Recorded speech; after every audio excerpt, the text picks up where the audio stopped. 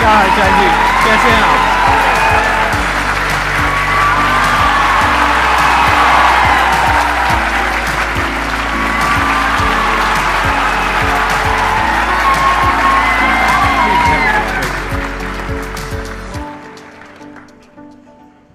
इससे पहले कि ऑडियंस आपसे कुछ पूछे या इंटरेक्ट करे, मेरे माइंड में एक क्वेश्चन है आपके लिए जी। जो बच्चे हैं वो आपके इतने दीवाने क्यों हैं, इतने पागल क्यों हैं आपके पीछे? मतलब मेरे कमेंट सेक्शन में भरा पड़ा था खान सर कब आएंगे, खान सर कब आएंगे। मतलब ऐसा क्या जादू कर दिया आपने बच्चों के ऊपर? ये सवाल हम आपसे भी पूछते हैं, हमारे पे भी इतना कमेंट आया, इतना मेरे तो ऑफिस में लोग चले आए कि सर कब जा रहे हैं। अच्छा। क्योंकि हम लोग का तो एग्जैक्ट है, वही पढ़ाना है। हाँ। तो देखिए, हम लोग का मेन है कि बच्चों को जो जरूरत रहती है कि अगर लड़का पढ़ने आ रहा है ना, उसके मन में कोई डाउट ना रह जाए। हम उसको कहते हैं कि हम तुम्हें पढ़ा रहे हैं, दम है तो भूल के दिखाओ, याद करके नहीं।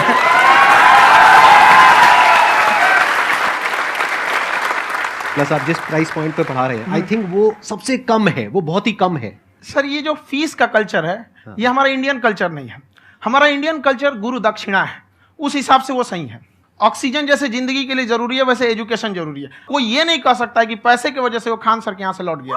क्या बात है।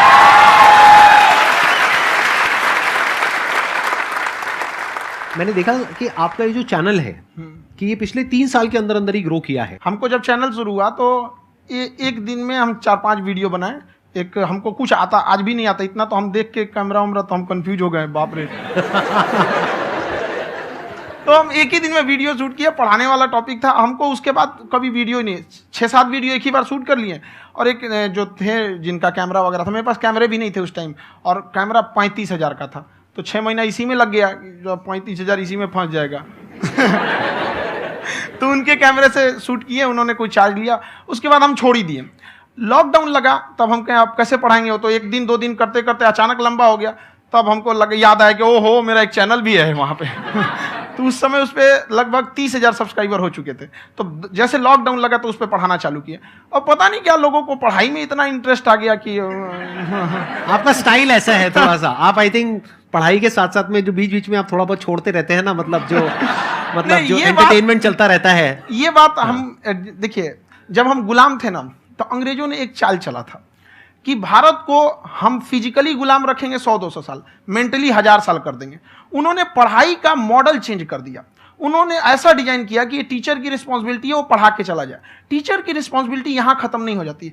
पढ़ाना तो कोई भी पढ़ा सकता है, टीचर की इससे बड़ी रिस्पॉन्सिबिलिटी होती है उसे समझाना। वो समझा कि नहीं समझा। अगर लड़का आपके समझाने के बाद डाउट रह गया तो ये आपकी गलती है। लड़का हमसे पूछता है सर इतनी भीड़ है आपके पास, तो कहते सर डाउट कैसे पूछेंगे? हम कह रहे यार तुम्हारा डाउट बचेगा तब ना पूछेगा तुम डाउट यहाँ पर।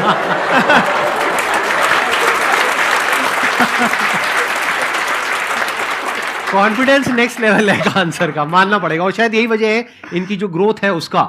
किसी ने शायद सपने में भी नहीं सोचा होगा कि पिछले 2 साल के अंदर अंदर जो आपके चैनल की ग्रोथ हुई है, जैसे आप खुद ही बता रहे हैं कि लॉकडाउन के टाइम पे आपके 30,000 के करीब सब्सक्राइबर्स थे, आज की डेट में 17 मिलियन है। और मेरा एक क्वेश्चन और है, इससे पहले कि ऑडियंस में से आपसे कोई क्वेश्चन पूछे, कि कई बार आप ऐसे भी टॉपिक्स टच करते हैं जो थोड़े से कंट्रोवर्शियल हैं या थोड़े से सेंसिटिव हैं, जिसके ऊपर बात करने की हिम्मत आई थिंक बहुत ही कम लोगों में है।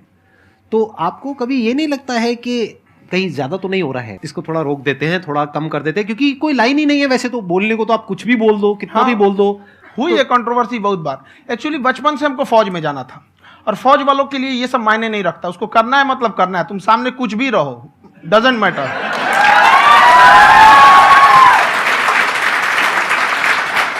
और मैंने YouTube पे देखा कुछ वीडियोस में कि आपका जो इंस्टीट्यूट है वहां पर आज से कुछ साल पहले कुछ बम गिरे थे। कुछ गिरे थे, कुछ तो बहुत सॉलिड जगह गिरा था, फटा नहीं वो। मतलब आपके आसपास? हाँ, बम को भी पता है कि टीचर की इज्जत किया जाता है। क्या बात है, क्या बात है। मैं समझ पा रहा हूं कि ये आपके अंदर जो एटीट्यूड है ये कहां से आ रहा है, क्योंकि आप बचपन से ही फौज में जाना चाहते थे, तो आप जंग के मैदान में ही खड़े हैं एक तरीके से। बस फर्क ये है कि आपके हाथ में कलम है, हथियार ना होकर के। हथियार से एक आदमी की जान जा सकती है, हाँ। कलम से बहुत ताकत होता है। शिक्षा एक ऐसा हथियार है ना, हर कुरीतियों से लड़ सकता है, हर तरह की समस्याओं से। और ये एक ऐसा हथियार है, मेटल डिटेक्टर में भी नहीं पकड़ाता है।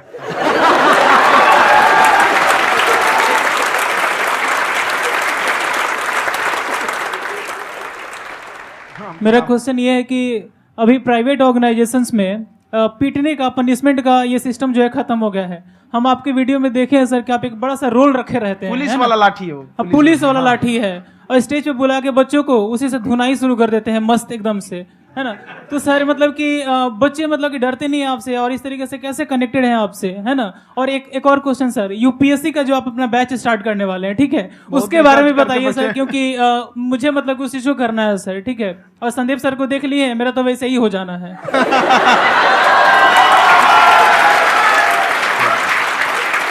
क्या हो जाना है? मेरा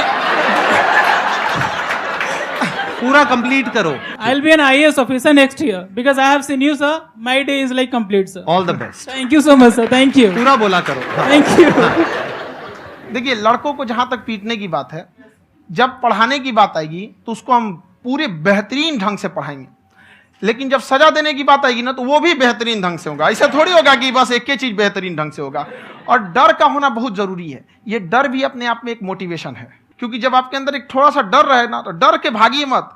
एक ऐसा डर जिसको आप लगे कि नहीं नहीं थोड़ा सा और करने की जरूरत है, फिर तो ये हम इसको क्रॉस कर जाएंगे यहाँ पर। तो लड़कों के अंदर ये डर बनाना भी जरूरी रहता है। और रही बात यूपीएससी वाले की, जो आपने बोला, बहुत सारे लड़के वेट कर रहे हैं यूपीएससी की, क्योंकि 2-2.5 लाख फीस सारे लोग एफोर्ड नहीं कर सकते। और हमारा वही रहता है, हम तो ज्यादातर हमारे स्टूडेंट देखेंगे तो किसी के रिक्शा वाला, सब्जी वाला, यही लोग, इनको तो 2.5 लाख रुपया, इनके पास पूरी संपत्ति नहीं होती है, फीस कहाँ से भरेंगे वहां पे, उसके बाद रहेंगे कहाँ से? तो ऑल ओवर इंडिया से, कश्मीर से कन्याकुमारी तक, गरीब से गरीब भी लड़का उसको पढ़ सकता है। यही कुछ 1000 रुपये मंथली, 12-14 हजार साल का पड़ेगा, खत्म हो जाएगा इतना में।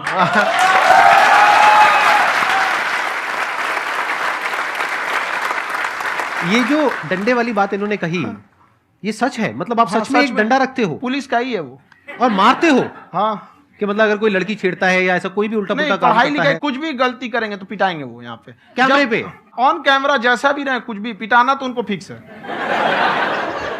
एक तो कोई मतलब विधायक जी थे, उनके लड़का को पीट दिए, तो चला है दल बल लेके अपना वहां पे। उसने घर पे नहीं बताया था कि सर ने पीटा है, बस बोल दिया कोचिंग में पीटा है। बाद में पता चला हम पीटे हैं, तो उसके पिताजी मेरे सामने और पीटे।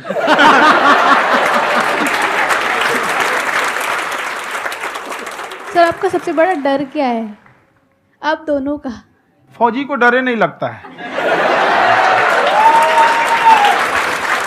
बाकी अफसर से पूछिए।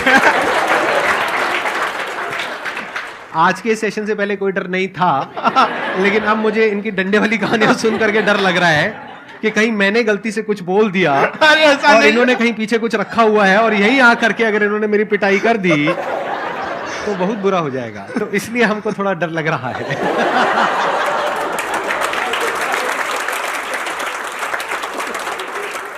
आपकी डेली कितने घंटे क्लासेस होती हैं?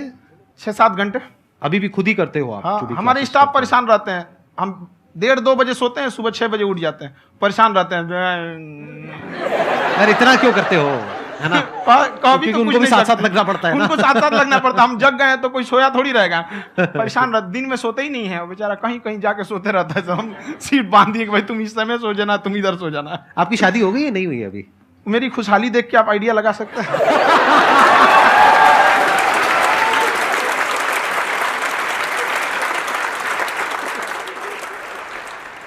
First of all I would like to say sir thank you so much to you and to your team कि आपने मुझे यहाँ आने का मौका दिया। एंड सर अब तक मैंने आपको सिर्फ फ़ोन या लैपटॉप में ही देखा है दोनों को, आज फर्स्ट टाइम लाइव देख रही हूँ तो बहुत अच्छा लग रहा है। तो मेरा क्वेश्चन ये है सर आपसे, जब हम लाइफ में कोई डिसीज़न लेते हैं कि हमें ये पर्टिकुलर चीज़ करनी है, और क्योंकि हम डिसीज़न लेते हैं तो हमारी आदत है कि पहले हम 4 लोगों से पूछते हैं कि तू बता तेरी क्या राय है, तू बता तेरी क्या राय है। तो उनमें से अगर कोई हमें कह देता है कि ये बेकार डिसीज़न है मत कर, तो हमारा माइंड कहीं ना कहीं डाइवर्ट होने लगता है और उसकी वजह से हम अपना डिसीज़न चेंज कर देते हैं। तो मेरा क्वेश्चन ये है कि कैसे हम अपने डिसीज़न पे स्टिक रहे, कैसे हम जो दूसरे के ओपिनियन है उनको अफेक्ट ना होने दें अपने ऊपर। दूसरे से सलाह लेने से पहले एक बार खुद उस पर रिसर्च कर लेना चाहिए, ताकि आप सामने वाला क्या सलाह दे रहा है आपको समझ में आना चाहिए। यहाँ पर ऐसा नहीं है कि कई बार ऐसे होते हैं कि दूसरे वाले को एक्सपीरियंस होता है, तो अगर आपको पहले से आइडिया है, उसके बारे में आप बेहतरीन ढंग से रिसर्च किए हैं कि क्या इसमें प्लस पॉइंट है, क्या निगेटिव है, उसके बाद आप किसी से सलाह लेने जाइए। ये नहीं कि मन में आया सीधा बता गड़बड़ा जाएगा। तो वहाँ पे पहले आपको R&D करना पड़ता है, समझ में आया कि नहीं। और जिंदगी हो या गाड़ी, जीतेगा वही जो टाइम पे गियर चेंज कर रहा है। तो डिसीजन चेंज करना बहुत ज्यादा गलत नहीं है। इन्होंने बहुत अच्छी बात कही है और मैं इसी बात में थोड़ा सा और ऐड ऑन करूंगा कि ये जो आपने कहा ना कि अपने डिसीजन पे स्टिक कैसे रहें, ये कोई अच्छी क्वालिटी नहीं है, क्योंकि टाइम टू टाइम आपको अपने डिसीजंस को चेंज करना होता है। जैसे आपने 4 लोगों से डिस्कस किया, कोई इंसान कुछ पॉजिटिव बोल रहा है, कोई नेगेटिव बोल रहा है, उससे फर्क नहीं पड़ना चाहिए। डिपेंड ये करता है कि वो जो बोल रहा है उसका बेसिस क्या है। क्या वो किसी नॉलेज या एक्सपीरियंस के बेस पे बोल रहा है या ऐसे ही कुछ भी बोल रहा है? ऐसे ही बोल रहा है तो फिर उसकी बात पे ध्यान क्यों दे रहे हो? अगर किसी नॉलेज या एक्सपीरियंस के बेस पे बोल रहा है, फिर चाहे वो पॉजिटिव बोल रहा है चाहे नेगेटिव बोल रहा है, दोनों ही मायने रखता है। उसके बाद में रिसर्च करनी है और फिर रिसर्च करने के बाद में फाइनल डिसीजन अपना खुद का होना चाहिए। अब वो डिसीजन उससे अलग भी हो सकता है जो आपने पहले लिया था, और वो सेम भी हो सकता है। सर मेरा क्वेश्चन दोनों से है आपसे, how to deal procrastination and laziness. हमारा ब्रेन है ना, ये बहुत आलसी टाइप का है, इसको आराम खोजना पसंद है। अब थोड़ा सा भी अब इसको आराम की ओर लेके चले गए ना तो फिर उधर ही रहेगा। आप सोचेंगे 10 मिनट आराम कर लेते हैं ना, तो 10 मिनट 2 घंटा बना देगा। उसको टॉर्चर कीजिए, चल 10 मिनट बाद में, उसको आप उस पर हावी मत। वो कह रहा है कि हमको आराम चाहिए, आपको हाँ आराम मिलेगा, पहले काम फिर मिलेगा आराम। तो आप उसके हिसाब से मत चल। आपका मन कर रहा है थोड़ा सा देख लेते हैं, कोई नोटिफिकेशन आया, आप कोई काम कर रहे हैं, क्यों पहले काम कर लीजिए, बाद में देखिएगा ना नोटिफिकेशन। आप हावी मत होने दीजिए यहाँ पे। अगर आप 5 मिनट भी थोड़ा सा लूज पड़े ना, थोड़ा सा कमर सीधा कर लेते हैं, 2 घंटा बर्बाद कर दिया आपको। हावी मत होने दीजिएगा उसको अपने ऊपर। प्रोक्रेस्टिनेशन को तोड़ने का एक ही तरीका है, सबसे छोटे लेवल पे ले जा करके उस गोल को तोड़ दो।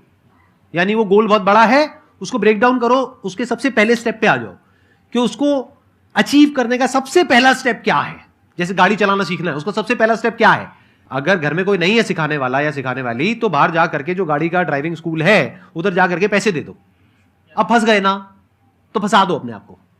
दिमाग ये लगाओ कि अपने आप को कैसे फंसाया जाए। जब हम फंस जाते हैं ना तो फिर हमको वो काम करना ही पड़ता है। Then there is no looking back. जब तक आप सोच रहे हो तब तक सोच रहे हो, उसको बोलते हैं पैरालिसिस ऑफ एनालिसिस, कि आप सोचते चले जा रहे हो अपने माइंड में, मैं ये करूंगा वो करूंगा वो करूंगा वो करूंगा, और प्रोक्रेस्टिनेट हो रहा है, वो चीज टलती चली जा रही है। तो उसको छोटे से छोटे लेवल पे ब्रेक डाउन करके उसको कर दो, दैट इज नंबर 1। और जैसे ही करना शुरू करते हो, कोशिश करो कि उसको जब तक कि आप सही से नहीं कर लेते हो उसको छोड़ना नहीं है, तो आपकी लेजीनेस भी खत्म हो जाएगी। कई लोगों को तो हमने देखा है जो सप्ताह में कुछ भी नहीं करता, वो भी संडे को आराम कर रहा है।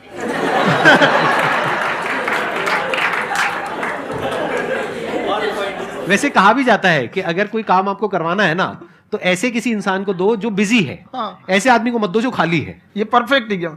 किसी को भी आप देखिएगा जिसको आप कहते हैं कि मतलब थोड़ा ठीक ठाक आप समझते हैं कि नहीं ये बहुत आगे निकल, वो एक काम को खत्म करने के बाद कभी आराम नहीं करेगा। एक काम खत्म हुआ उसको लगेगा हाँ एक खत्म हो गया, अब दूसरा करना चाहिए। और वही जिसको देखिएगा एक खत्म हो गया और आराम करना चाहिए, कभी नहीं, लाइफ में आखिरी सांस तक। सर यहाँ पे सब हिंदी में पूछते हैं, इंग्लिश में पूछते हैं, मैं भोजपुरी में पूछूं? जौन भाषा ठीक लगे तोने में पूछ दो। हाँ सर।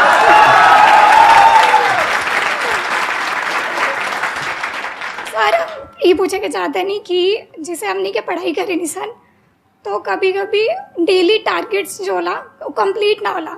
अगर टारगेट्स कंप्लीट भी होला तो फिर ऐसा इरिटेशन या फिर वो एंजाइटी या फिर कि और करना है या फिर अभी नहीं हुआ, वो चीज़ हमेशा रहेला। तो वो कम कैसे करल जाए? देखिए टारगेट्स को ना हम लोग को एक अपने हिसाब से पहले फिट करना चाहिए। ऐसा नहीं कि दूसरे किसी इंसान को देख के हम टारगेट फिट कर ले। कोई लड़का 8 घंटा पढ़ रहा है, कोई पहली बार अभी पढ़ना ही चालू किया, उसको देख के 8 घंटा पढ़ेगा तो पढ़ाई छोड़ देगा। तो आप अपनी क्षमता के हिसाब से देखिए कि आप कितना पढ़ सकते हैं। अगर आपने एक घंटे को बना लिया कि हम 1 घंटा पढ़ सकते हैं, अगले 1 हफ्ते तक उसको सस्टेन रखिए। जिम में कैसे करते हैं लोग, पहले दिन उठा लीजिएगा 1 कुंटल तो हार्ट अटैक हो जाएगा। तो वो धीरे धीरे टारगेट सेट कीजिए और अपनी क्षमता को भी देखिए। हर इंसान की क्षमता अलग है। कंगारू को देख के हाथी छलांग मारेगा, पैर तोड़ के बैठ जाएगा।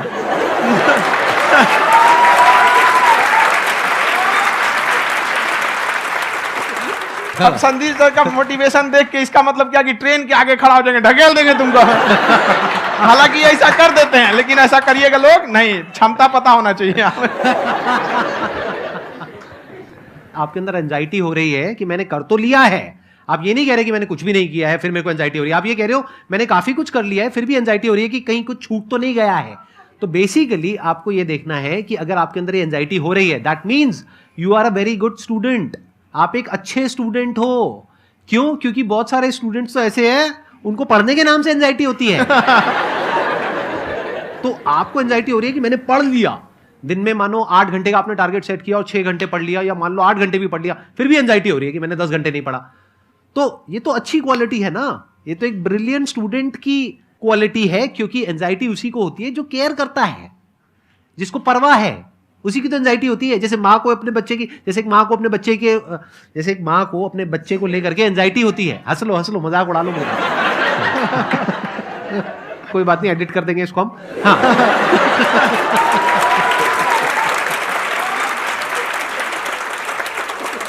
जैसे एक माँ है, उसको अपने बच्चे को लेकर के एंजाइटी होती है, थोड़ी सी भी तबीयत खराब हो जाए उसको एंजाइटी होती है, चाहे बच्चा ठीक भी है, डॉक्टर को नहीं होती है।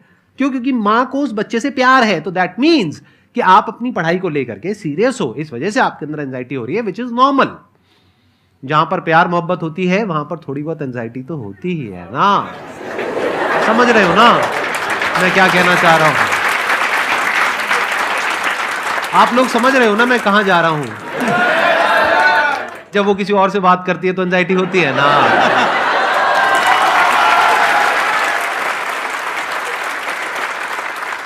सर, आपकी स्टोरी हमने सुनी थी, तो एक टाइम आया था जब आप गंगा किनारे जाके बैठ गए थे, उस समय आपको कुछ समझ नहीं आ रहा था। तो उस समय मतलब आपने ये डिसीजन कैसे लिया कि अब आगे नहीं, यहाँ से वापस जाना है? रास्ता ही नहीं था। घर जाने के लिए एटलीस्ट 90 रुपए चाहिए थे, जेब में 40 रुपए थे, कैसे घर जाते हैं?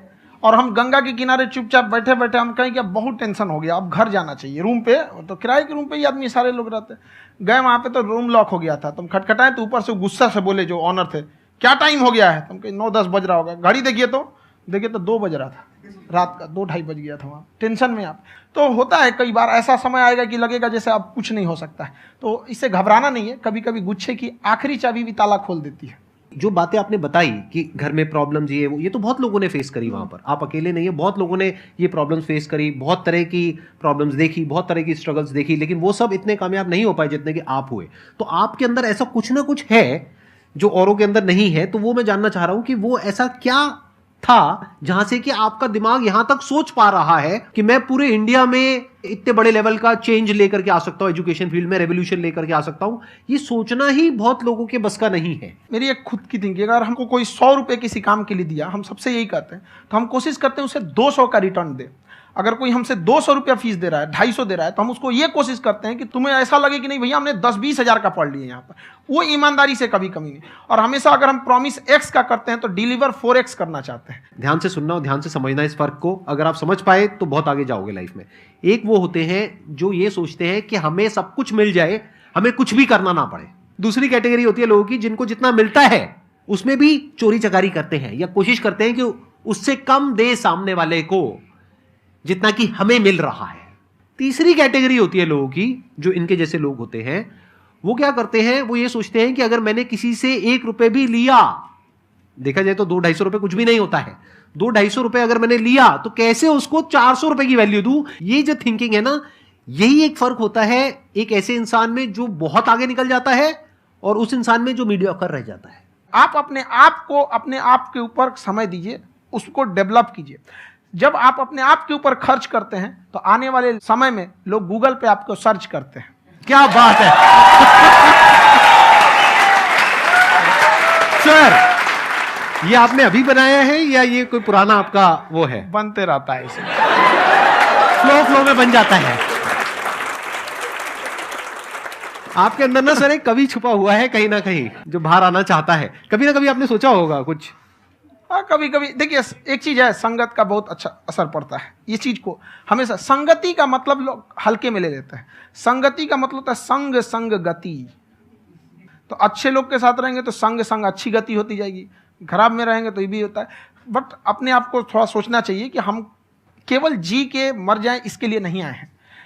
लोग कहते हैं कि सर नाम क्यों नहीं बताते अपना। हमारी एक ही सोच है कि जाने के बाद इस दुनिया से हमको मतलब एक चीज देना चाहते हैं स्टूडेंट्स को, कि वो याद करें कि इस पैसे की भाग दौड़ की दुनिया में हर कोई दोनों हाथ से लूटने में लगा है, खाली हाथ जाने के लिए ये सबको लगा है। तो हर कोई को ये सोचना चाहिए कि था कोई इंसान जो इतने कम फीस में इतनी शिक्षा जो महंगी थी, जो कमाने का रास्ता था, उसको भी एकदम कंपटीशन इतना कर दिया कि अब लोगों को अपनी फीस बढ़ाने में डर लगता है कि अरे यार, लड़का कमेंट करता है कि खान सर इतना ले रहे हैं, आप बहुत बड़ा टीचर हो गए।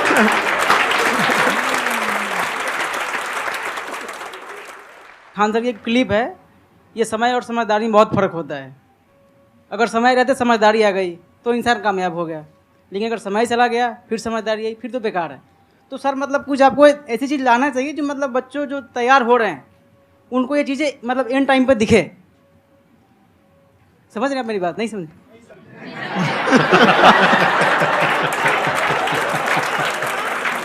यही होता है सर, सर का मोटिवेशन ज्यादा हो जाता है। जब आप स्ट्रगलिंग फेज में हैं तो कम से कम चीजों को अपने ऊपर खर्च कीजिए, ज्यादा से ज्यादा सीखने में खर्च कीजिए। अगर आपको राजा बनने का शौक है तो गुलाम की तरह मेहनत करना सीखिए, तब राजा बनेंगे।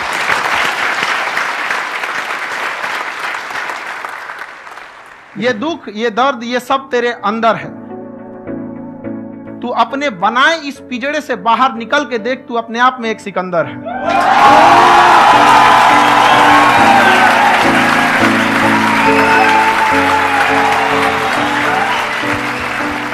Thank you so much sir for coming. बहुत मजा आया मेरे को आपके साथ में इंटरेक्ट करके। आई एम श्योर आप लोगों को भी बहुत मजा आया होगा।